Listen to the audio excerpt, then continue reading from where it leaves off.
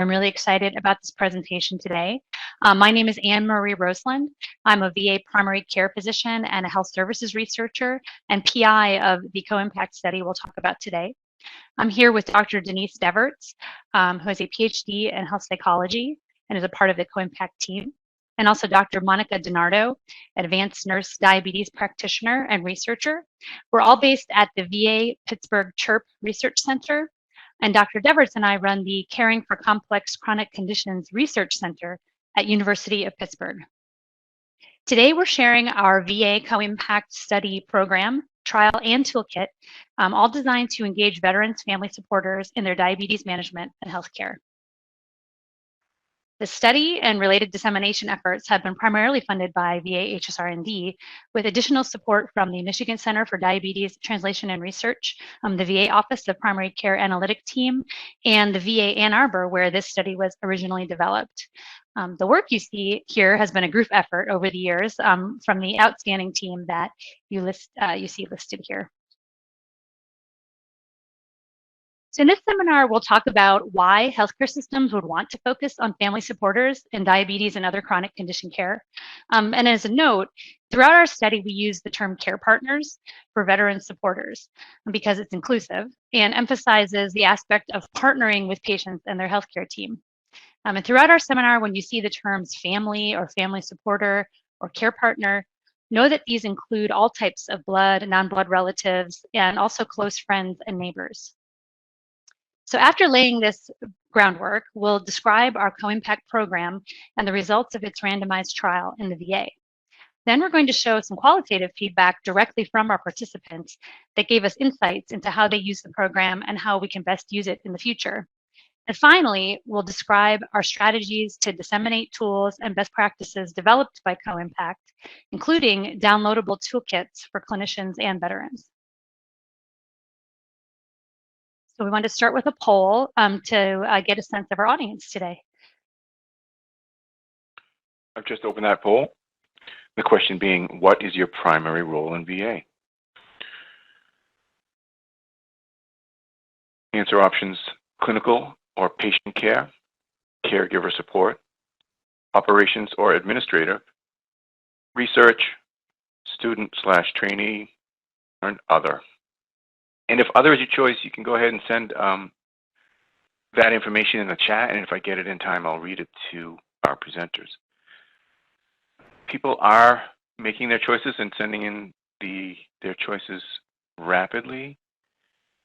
I just need to make a change in my view here. Excuse me for 1 second. It looks like things have pretty much slowed down, so I'm going to go ahead and close the poll. I'm having trouble with my mouse. Excuse me for a second. And share out the results. There we go. And then I'll read them off to you. I'm sorry, my mouse is giving me a hard time, so this is going to be a little bit herky-jerky. But what we have here is that 21% answered A, clinical patient care. 4% answered B, caregiver support. 13% answered C, operations or administrative. 38% answered research, that's the largest number, and 4% answered student or trainee, and 13% answered F, other. And one person gave us the answer not in the VA as what other means. So back to you, Anne-Marie. Great. So this is a really great group with a lot of different perspectives on this issue. And I'm excited to hopefully share some information that you'll all find valuable. So as promised, I want to talk a little bit about why would we focus on family supporters or care partners for veterans managing diabetes and other chronic conditions. So family support and caregiving are important for people in all types of situations, but in this work, we focus on those, like many people with chronic conditions, who are physically and cognitively capable of doing diabetes management tasks on their own. So this slide shows 100 of these adults with diabetes. Think about your patients or groups that you're familiar with. How many do you think get help on a regular basis with managing diabetes from a family member or friend? So I will tell you, in study after study, including some of those listed on this slide, we find that between 50 and 75% of adults get regular help with diabetes management from family and friends. And this holds true for other chronic conditions like heart failure as well. I find that non-VA audiences are often surprised by this, and VA folks go, yep, we have veterans, family, and friends squeezed into our offices or on the speakerphone with us all the time. This makes sense. So this is a very common resource that our veterans have available to them when they're managing chronic conditions. And when we talk to and survey people with diabetes, they say that their family supporters help them with things that are really key to successful chronic condition management, like making day-to-day decisions about self-care, like what to do when they feel sick or whether to call their healthcare provider, checking sugars and blood pressures at home. Supporters help with refilling, tracking, taking medications. They help patients track what their healthcare providers are telling them and really coordinate that care with other healthcare providers. I mean, in general, family really help patients navigate the healthcare system, which, as you know, can be tricky. And sometimes supporters are actually doing these things for patients, but much more often they're supporting the patient in doing their self-care through other means like accommodating the patient's routines, making it easier for them to eat healthy or take their medication on time, listening and working through decisions, motivating patients to make a change and encouraging them, helping them problem solve when something isn't going well. A key role is helping them track and remind them to do things like refill medications or go to appointments, and help facilitate goals, putting medications out with breakfast to help people remember them, or getting out supplies, etc. So who is supporting and who is getting support? Research is pretty consistent that about half of adults who get the support are getting it from a spouse or a partner, but the other half are getting the support from someone, a little under half, who does not live with them. And that's particularly easy to do these days with smartphones and patient portals online and other technologies. So our programs for supporters and caregivers need to make sure that we're including these folks that are outside of the patient's home. Research has also shown that patients with chronic conditions and low health literacy, multiple conditions, and comorbid depression involve family in their care more often than people without these and that are not in these situations. So this is exactly the type of patients that are at highest risk for poor health outcomes. When these supporters are talking to patients about their health, they're covering some pretty important topics. This is a result of a survey that we did with family supporters of adults with diabetes, who told us that they talk most often with our patients about bothersome symptoms on the top, doing more things to stay healthy, but also 30 to 40+% are talking on a regular basis about things like medication side effects, trouble paying for healthcare, and confusion about healthcare provider instructions. So, a lot of these concerns are things that we as healthcare providers would really like to hear about. And supporters often tell us they're not sure how to get help with some of these patient concerns. However, at the same time, family members are showing up in our clinics where there is an opportunity for them to contribute. And here, research studies tell us that about 50% of adults with chronic conditions regularly bring family members into their primary care visits. 25% of supporters said they talked on the phone with the patient's clinical team in the last year. And in a study our team did that surveyed veterans with challenging diabetes, found that even more, over 60% said their family member helped them prepare for their upcoming medical visit. For example, what questions to ask or what information to bring. And even more, 70% said that they went over what happened at the visit afterwards. And that's really a great opportunity for a family member to help make sure that new plans, new prescriptions, tests can be followed up on after the visit. So if you consider all of these really important ways that family supporters already help and are in the position to help more, it's not surprising that the latest version of the official ADA Diabetes Education Guidelines that were released in fall 2020 include the need to assess family support and involve family in education at the time of diabetes diagnosis and throughout the education process. So this is basically considered, part of diabetes education standard of care.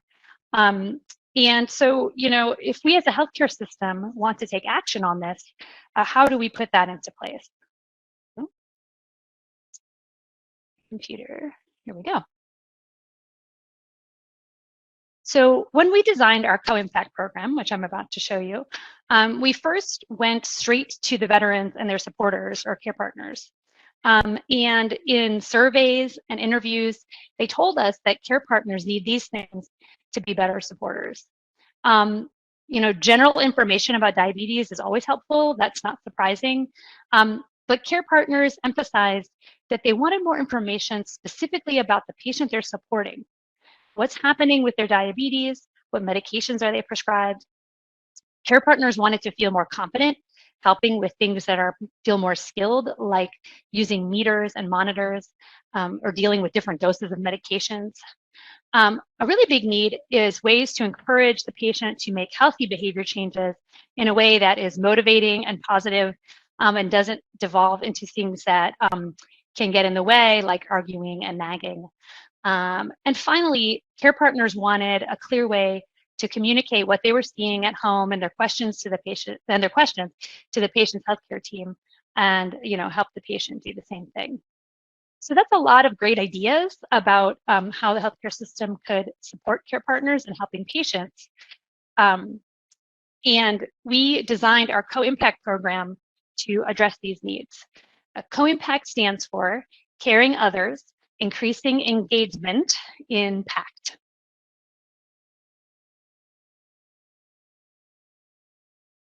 Oops, I think, there we go.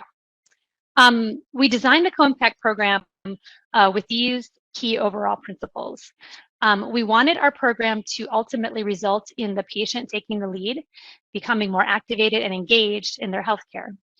We ensured that care partners who live with or apart from the patient could participate. We wanted to give care partners techniques to effectively support patient diabetes management at home and in the healthcare setting. On the upper right, we wanted to give increased communication between patients, care partners, and the healthcare team. And finally, on the bottom right, we designed all components to fit into workflows that were already built into the VA PACT model. Okay, so how does this look? In our CO-IMPACT program, we enrolled veterans with diabetes who are at high risk for complications, along with a care partner that they chose, and the pair participated together for 1 year. And we wanted to find a way to give the participants a lot of services in an efficient way. So the boxes in blue, these blue components, were delivered by a health coach, but the green part was delivered throughout the year by an automated computer system. And I'll go into what each of these components provided.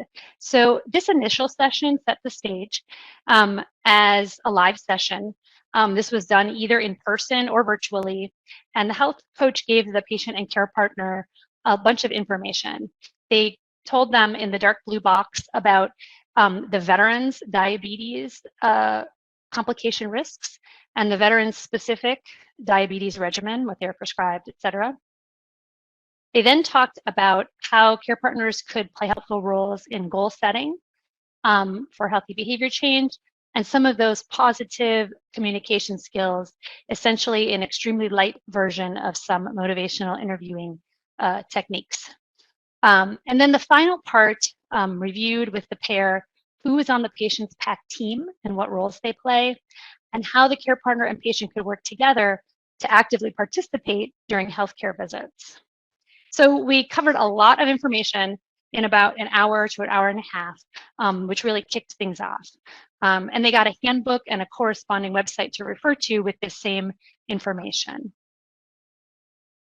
Then the main intervention they received for the rest of the year was delivered via interactive voice response system, basically a computer that called the patient once every 2 weeks with questions designed to detect actionable diabetes problems. The patient's touch tone answers were summarized, and in addition to a patient summary, The care partner received an electronic summary with tips on how to help the patients with any issues detected. And then we reminded them at the end of every summary about ways to help with setting goals and encouraging progress. There we go. And then every time during the year when a veteran had a scheduled primary care appointment, their coach would call them and their care partner to guide them in preparing together. They would work together on a list of questions for the visit, what information they wanted to bring from home, and what role, if any, the patient wanted the care partner to play during their visit. And then afterwards, a summary of what happened at the patient's visit was mailed to the care partner directly, whether or not the care partner came along to the visit and whether or not they lived with the patient. And this proved to be a very popular part of the program. Because our automated calls were really the bulk of what our peers experienced, I want to focus in a little bit on what this system did, and I'm not going to read all of these details, but we'll describe at the end of the seminar how you can get more information on this system.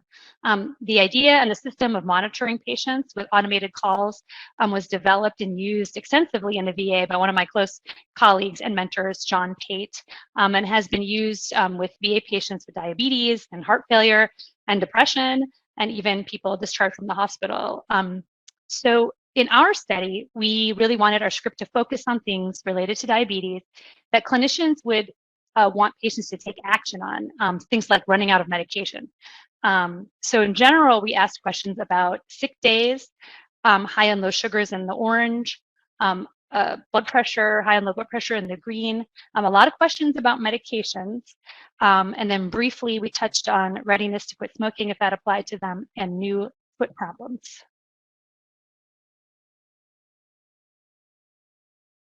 The patient would get a question and various answer choices. And if a problem was detected, they would get the messages that are shown in the green here as an example that would rotate between calls. Because we're focusing on patient engagement and empowerment, we always ask the patients if a problem that we detected was important to them to work on. So at the end, we prompted them to rate the importance and only asked them to make an action plan if they marked the issue as important to them. So as you can see, this system alone just for the patient could be pretty powerful, but the care partners also had a key role. They got this summary that I mentioned earlier that listed any patient issues, updates on their patient reported on their action plan to the system, and then tips on how they can help with any patient issues identified and that the patient marked as important. And both patients and care partners were referred to the relevant parts of a website and a handbook that had information on handling each issue. So really the system was designed to be pretty contained and empower the pair to handle a lot of things on their own and decide when they wanted to call the healthcare provider. So when we studied this program, our aims were to determine its effect on patient engagement in treatment and changes in patient health behaviors, as well as their physiologic health in comparison to usual VA primary care. Our primary patient outcomes on the right were 12-month changes in patient activation, and then physiologic changes measured by a diabetes complication risk score that included changes in A1C, blood pressure, cholesterol, and smoking.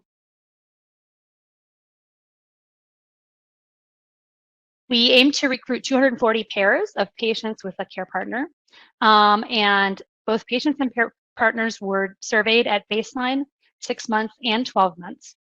Patients also had a study measurement of A1C, blood pressure, and lipids at baseline and 12 months.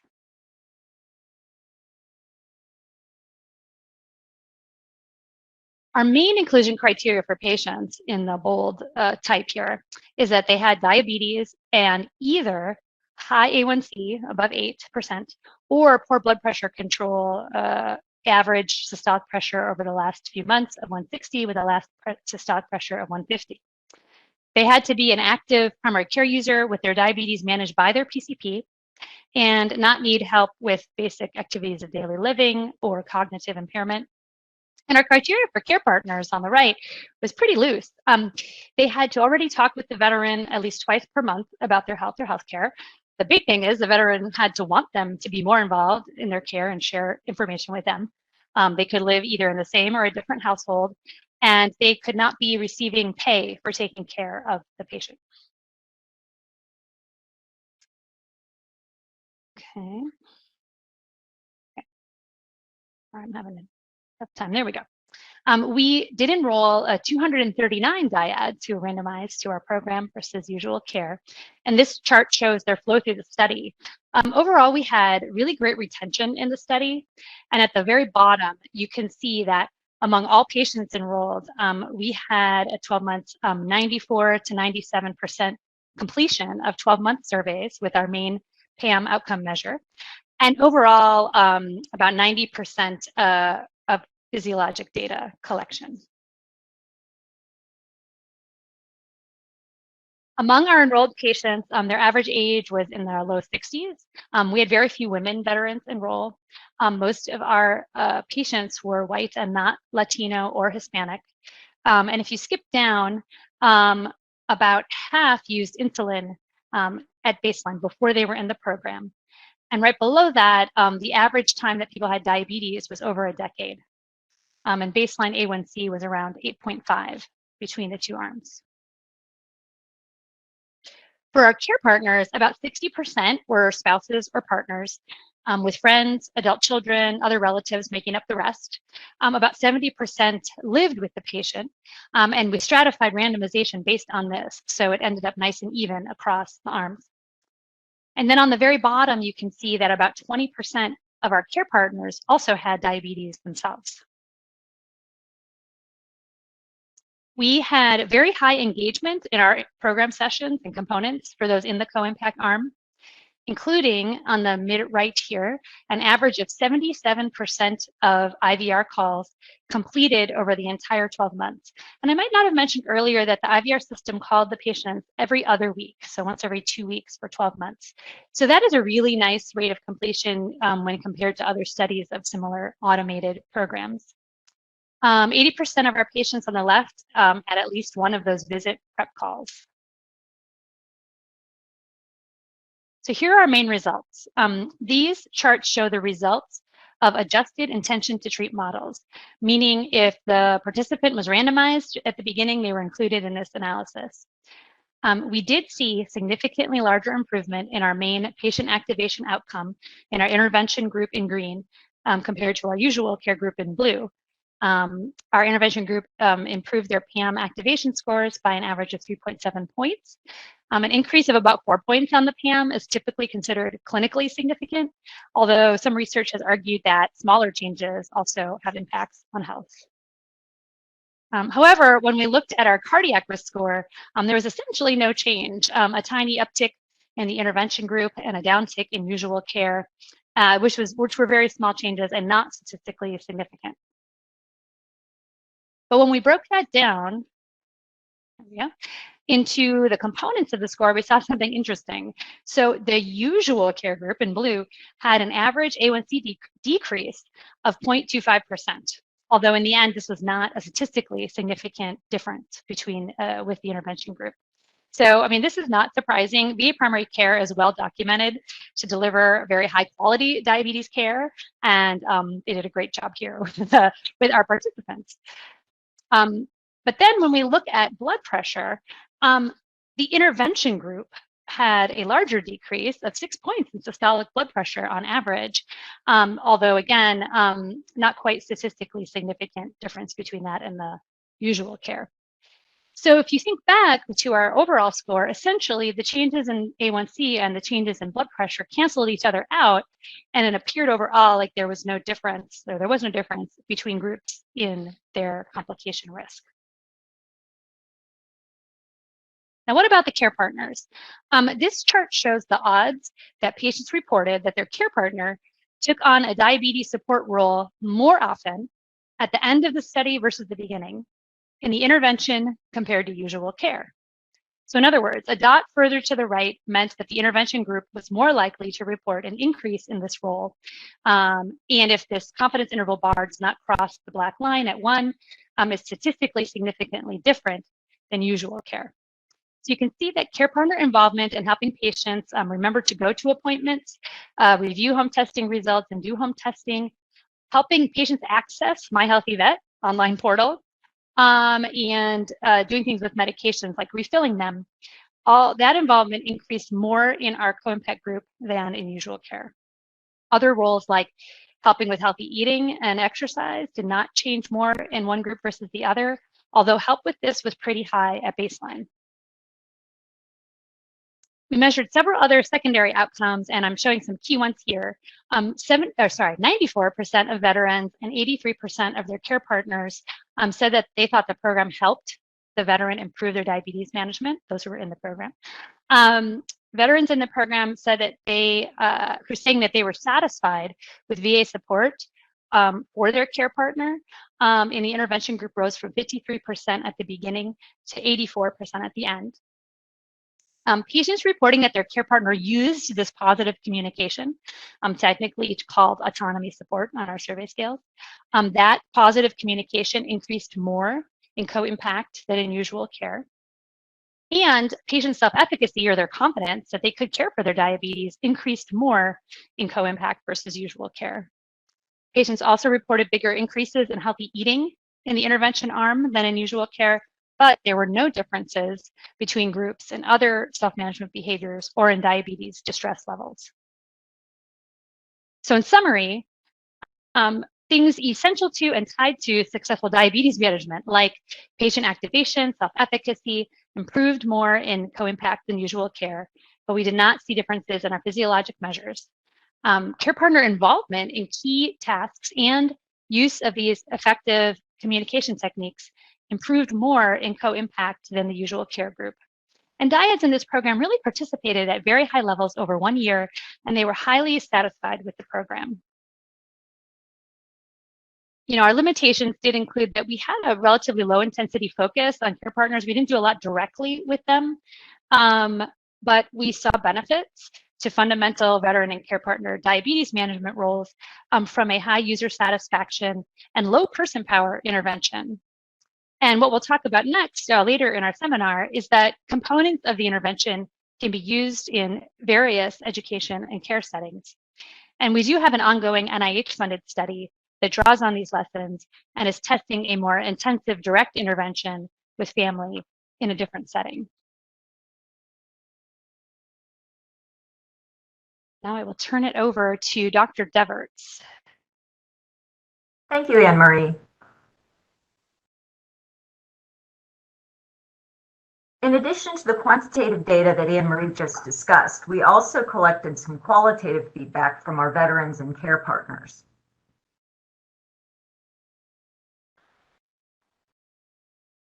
Why is that not?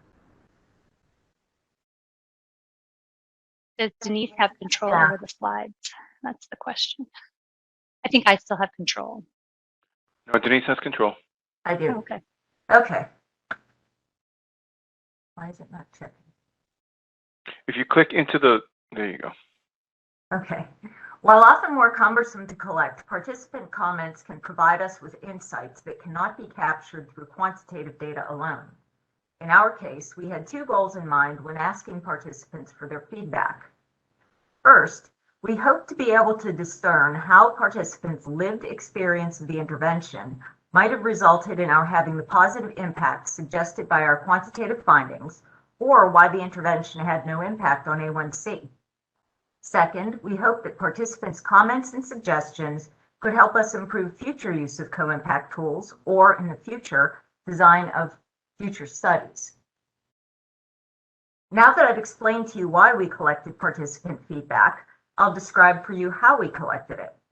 Study RAs used a structured interview to assess veteran and care partners' reactions to each of the intervention components, as well as whether and how they work together differently on managing the veteran's diabetes.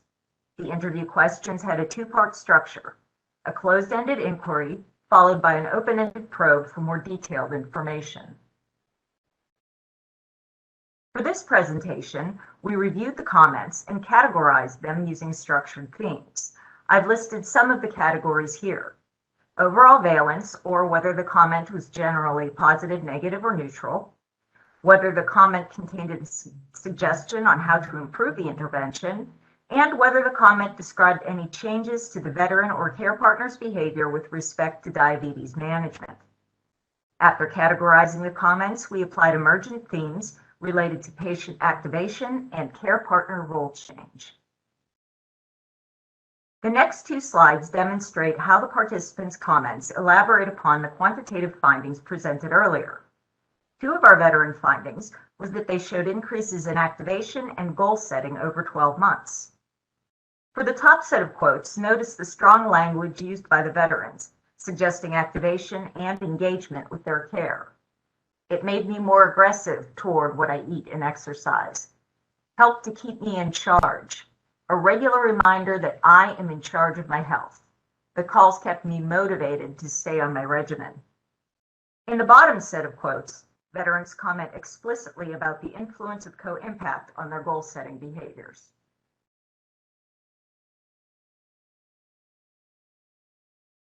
Our quantitative data also revealed significant changes in care partner roles from baseline to follow-up. I've listed 4 of those roles here, along with example comments from both veterans and care partners. The first comment describes care partners in the care partner's own words, our finding regarding care partners more often reminding veterans of their healthcare appointments. The second 2 comments reflect the finding that care partners were paying more attention to the veterans' home testing results. The next 2 comments concern the care partner helping more with home testing and give us insight into what this quantitative finding actually looked like in real life. The first comment, I think, is especially gratifying. There was a long time he wasn't checking his sugar, and now he is checking it on a daily basis because I help him. The final comment, the veteran states explicitly their care partner has been helping them maintain their medication regimen. Next, I'd like to tell you a little about 4 common themes that emerged as we reviewed veteran and care partner comments. The first theme expressed by veterans was that the intervention components served as reminders to keep them on their management activities. Another common theme expressed by both veterans and care partners was that the care partners specifically received benefit from the intervention in terms of their learning more about how they can better support the veteran in their diabetes management. From the veterans, first of all, my care partner has learned a great deal. She seems to understand what happens with me. If she had a question for me and I couldn't answer it, she could look it up. And from the care partner, it made me more conscious of things I should pay attention to. I found out more information, things I didn't even know, so I could read up on it and be better prepared to help.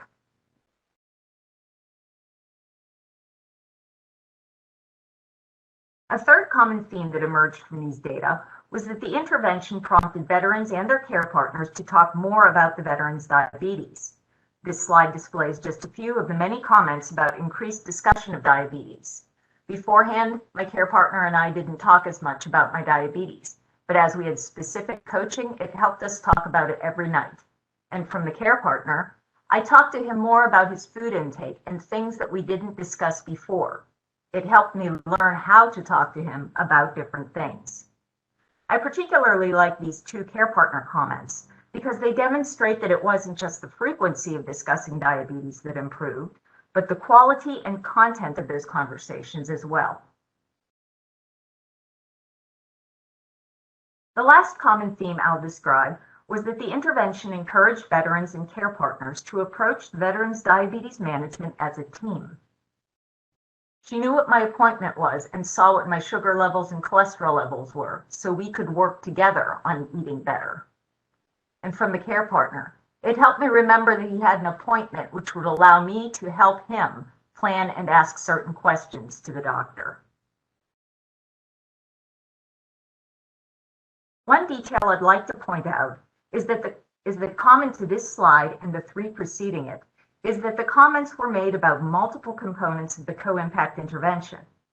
Here, teamwork is mentioned in reference to the patient visit summaries, the care partner email summaries, the appointment reminder emails, and the health coaching session.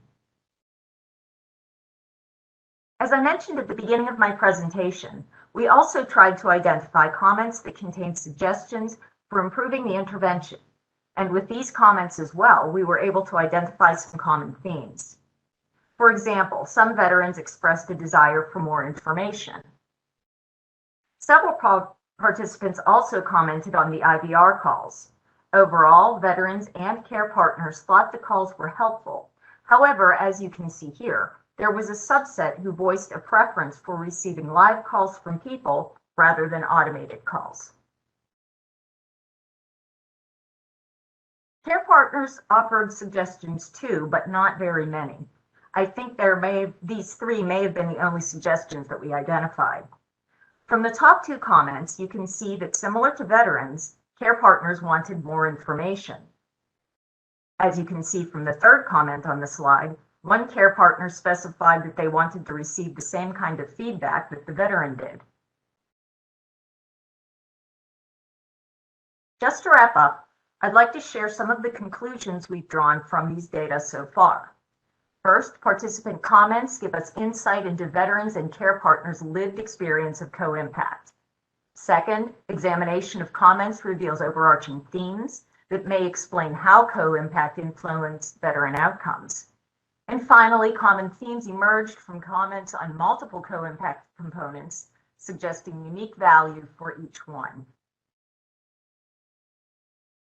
I'll leave you now with one final veteran comment, which captures well what we intended to accomplish with the co-impact intervention: increased patient activation and patient care partner teamwork. The biggest thing it did, it helped us look at it from a different perspective and put more emphasis on getting the answers we needed and doing what we needed to do to solve some of the issues we needed to, and realize the only people who could really do it was us. Now, Monica DiNardo will tell you about our plans for disseminating co-impact and what we've accomplished so far.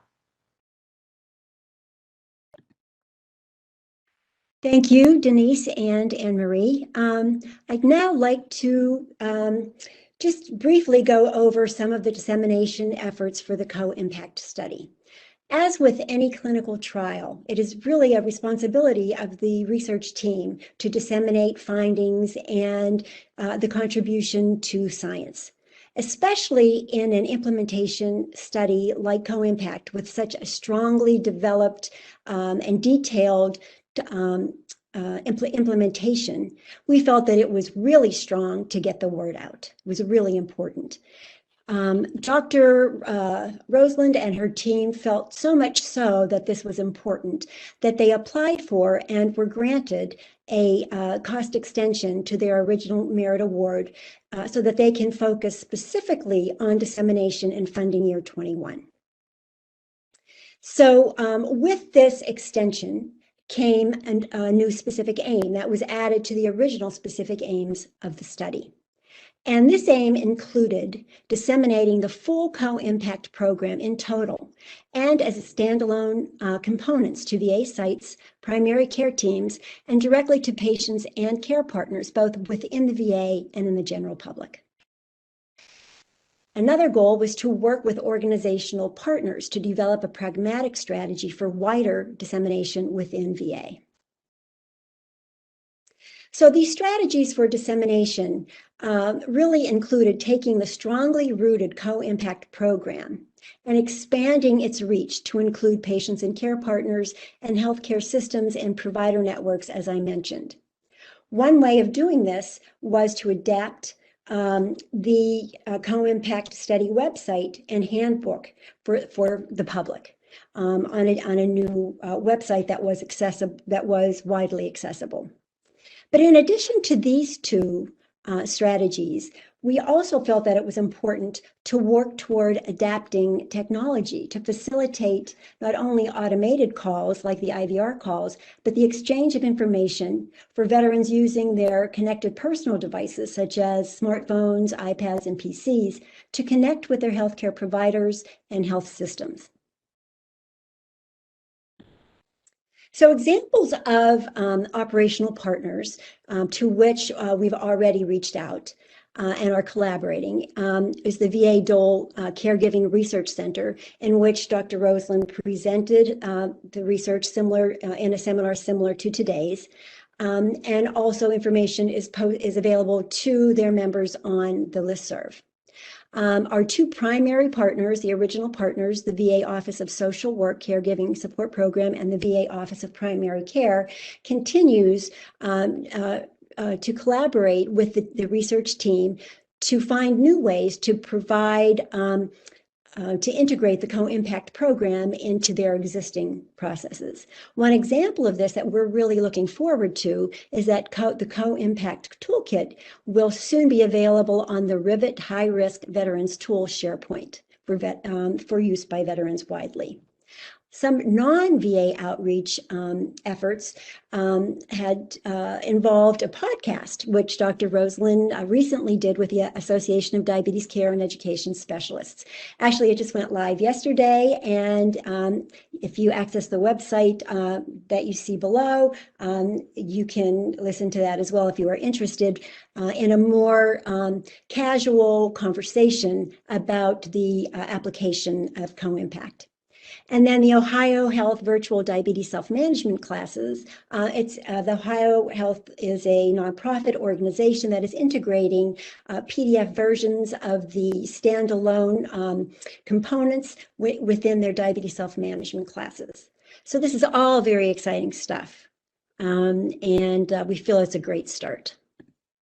So I would like to be able to just go over the CO-IMPACT Toolkit for healthcare providers just a little bit, since this is our main vehicle for dissemination.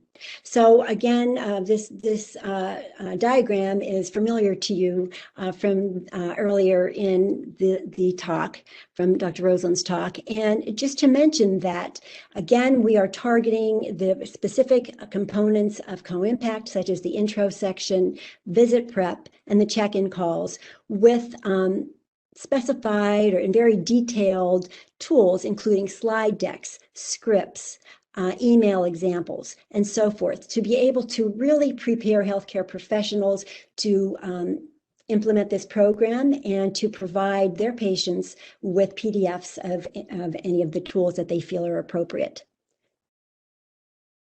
So just to give you a flavor of the website that was developed for public use, if you were to click on the URL listed below, this is the page that would pop up, and you would be prompted to either click if you are a person with diabetes or a care partner, or whether you're a healthcare professional, to get to view targeted tools. The first page that you would see if you click onto the Toolkit for Healthcare Professionals, it looks like this, and it informs you that you can download the full PDF version of the toolkit, or you can download specific components that you're interested in. If you were to click on the Program Tools section, this page would pop up, and you would see a summary of the 4 different main tools that are available for the intro section: handbook, check-in calls, and visit prep. Scrolling down a little bit further, you have the option of clicking on to whichever one of these tools you are interested in viewing and accessing. And so if you were to click on the handbook, the healthcare provider would then see this page, and you would see the entire contents of the handbook all hyperlinked so that you could access them, print them, and provide them to your patients. Now, going back to the first page of the toolkit again on the website, if you are a person with diabetes or a care partner, you would click here. And this is the page that would come up for you. And it would give you some, again, very specific, clearly marked topics that you could click onto to find out more. If you were wanting to learn more about partnering with your healthcare professional, partnering with a diabetes care partner, if you really wanted to learn how to make a team with your supporter, there are worksheets and logbooks and log sheets available here. And there's basic diabetes health information as well. So if you are interested in learning more about partnering with your care partner, you would click here, And the screen that would come up would look like this. And it would make available to you information for guidelines for weekly talks and tips for positive communication with the care partner, which can often be challenging for many people working together for issues of self-management. So that's a wrap up of our toolkit, and that is all that I have for you today. I want to thank you. We all want to thank you very much for your time and your attention. Here's our contact information if you would like to contact any of us after today's webinar. Again, thank you very much, and I'll hand the program back over to Rob for questions and answers. Thank you. We do have a number of questions queued up. Attendees, if you'd like to present a question for our presenters, please use the Q&A panel. I'll just jump right in. First question being, did HIPAA privacy rules create any problems for sending patient information to supporters? If yes, how did you solve those problems? Great. This is Anne Marie. I'll take this one. And this is, before I answer this very important question, I just want to make it really clear to everyone that this toolkit that we were just showing on the screen is already available at the URL that we were showing. And we could even go back to that. Whoever has control could go back to that slide if anyone wants to write it down.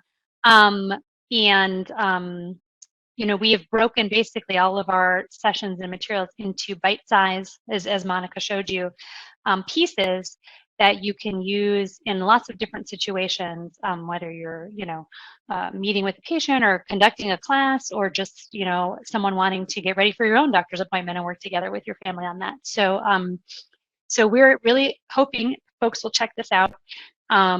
And, you know, we're trying to get it on other secondary websites as well, which is in the works, but it is available here already. So this is a great question about privacy. This comes up all the time. So there's kind of two parts of this. One is what happened in our study, and the other is what would happen in real life. So, you know, as you know, the studies are kind of an artificial environment. Where when people agreed to be in our study, we told them ahead of time. That means that you're agreeing to share information with this other person who's also enrolling in our study. And in our consent form, we went into a lot of detail about what exactly that information contained.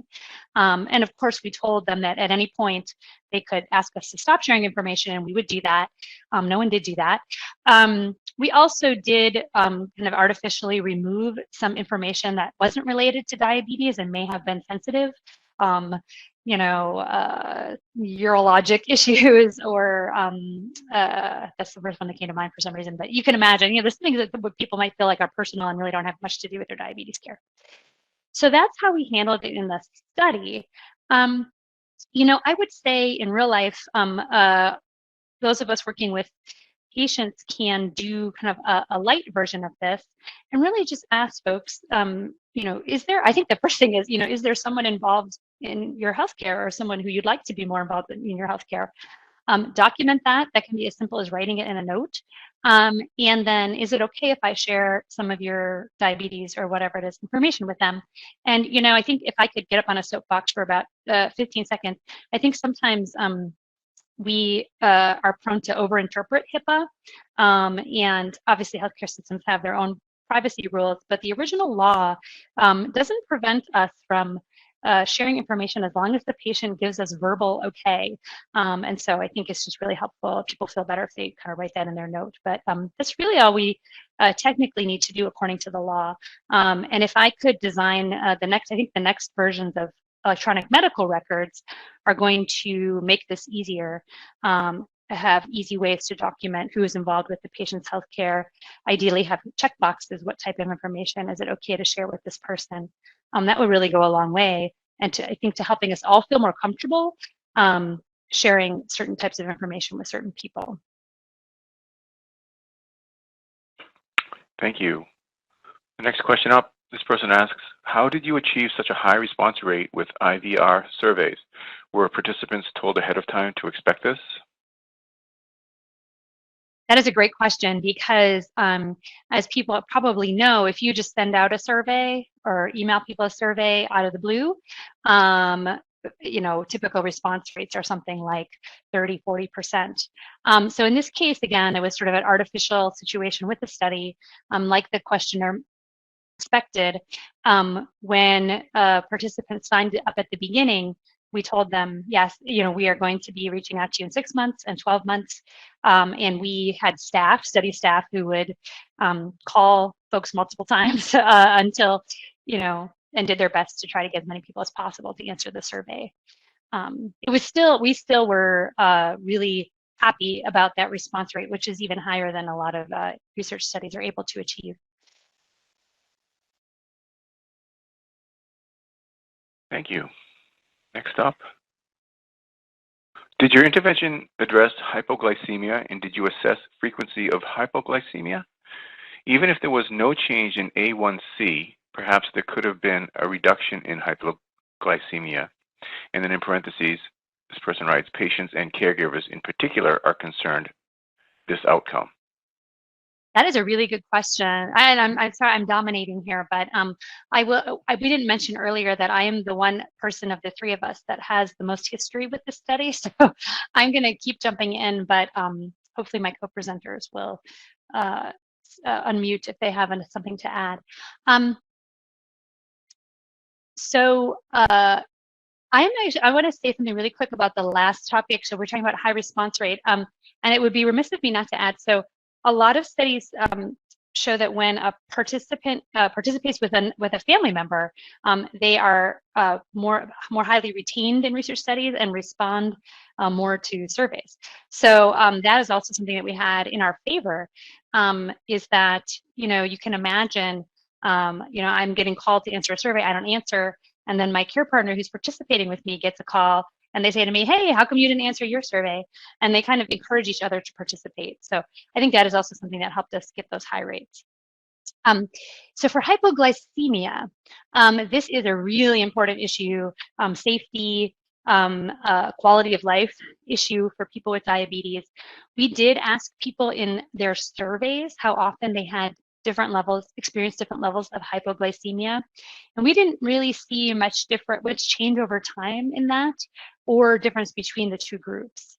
So we did not see that in our study, although I think if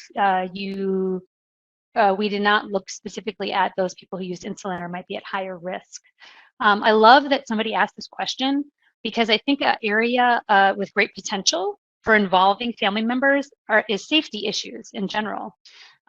Low sugars for sure, taking medications in a safe way, and there's new research on caregivers helping with de-prescribing as well. So I think this is going to be a great area for the future for involving family members and care partners. Thank you. This is the last question we have at this time. So if people are holding off, well, we just got one more in. But if people are holding off, we do have a few more minutes for questions. Who was the coach in your intervention? There are many healthcare professionals involved in the care of patients with diabetes, PCP, dietitian, CDE. For dissemination purposes, is there enough content in the session for CDEs to bill for the encounter? Ooh. This is a great question, and I'm going to answer the first part, and then I'm hoping to get Dr. DiNardo to weigh in on the second part. So the coach in our intervention and our research study they were research staff in our case. They both had college degrees in social work, which was not something we required, but we just had, those are the folks that happened to be the best match. We really, when we designed the content, their training and the content they were delivering, what we had in mind were folks like nurse care managers, diabetes educators, and even the VA role of health coach, which is often delivered by LPN or an MA. And so those were the types of folks we had in mind that we're hoping could very easily use our materials. As far as the session, I'm going to hazard a guess that what we covered in intercession had a lot to do with the patient's diabetes regimen and goals and how they were going to reach their goals. So it's possible, but Dr. DiNardo, do you know what would be required to bill for that? Well, I right offhand cannot tell you specific coding, specific codes to use. But as you know, diabetes is a team. I mean, it's well established that diabetes management involves a team, and education is crucial. Just as you had shown in the new guidelines from the Diabetes Care and Education Specialists Association and the ADA, I mean, it's well known. So being able to bill for diabetes education, there are specific codes, there are specific ways to bill, and this would certainly fall very well within that scope. So I really think that billing for this type of preparation, this type of coaching and education fits well within the model that already exists. Thank you. This is the last question we have at this time, so there may be some time for discussion. Have VA providers accessed the toolkit, and do you have any feedback from them on their satisfaction with the resources? I'm going to take advantage of the fact that the person who created the toolkit is here, Michelle Nichols. Michelle, if you are ready to answer a question. Yep, I'm here. Do you have a thought about that? It's a great question. It is a good question. So we just sort of developed the tools and we're getting the information out there now. So we don't have any feedback yet from VA providers, but we're looking forward to capturing those metrics. We are going to follow up with everybody that we're able to capture information on and see how they're using it. But if any of you out there are going to be using it, we have our email information on there and would love to get some feedback as well. That's exactly right. That's the next plan. We're hoping you will all access it and tell your friends to access it and give us all your constructive advice and feedback. Dr. Rosland, I've just changed the slide so that the last slide is being shown with everybody's email address on it. We do have a few more minutes, so if anybody would like to make closing comments, now would be the time, and I can prompt people, but I would probably start with you, Dr. Rosland. Well, thanks for that opportunity. I'll just close by saying, what I did at the beginning, that, our patients, or those of us with chronic conditions like diabetes, we already involve family members in our care, and the family members are already trying to help our patients if you're a healthcare provider. And so really the goal here is to help facilitate that, make it easier and more effective. And a lot of these tools, it's not meant, it doesn't have to be a standalone separate effort. It can just be, in the course of talking to patients, giving them one of our handouts on how can your care partner help you prepare for a visit, or how to, some tips for talking with your family about diabetes. And it can really be woven into our everyday interactions with folks in a way that I think that we would hope would make them, like we found in our study, more self-confident, more engaged, and help them work in a really positive way with those family members who are already trying to help. Dr. Deverts, quickly. I just kind of want to follow up on that point.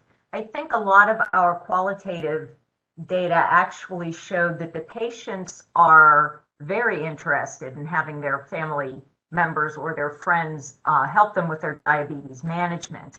Although I didn't show all the comments here, there were a number of comments from the veterans specifically talking about what their care partner got out of the intervention, which I thought was really interesting and gave us some insight into how the patients feel about having a care partner involved, and it's just as important to them as we seem to think it is. Thank you, Dr. DiNardo. Yes, as a latecomer to the study and as someone who has 20 years experience as a diabetes care and education specialist and as a nurse practitioner, These tools are fantastic. This is something that I wish had been available earlier when I was practicing, and I would recommend this to all of my colleagues. The information here is very expansive and it's very needed. And I can't say enough about what I think of the quality of this program and its importance.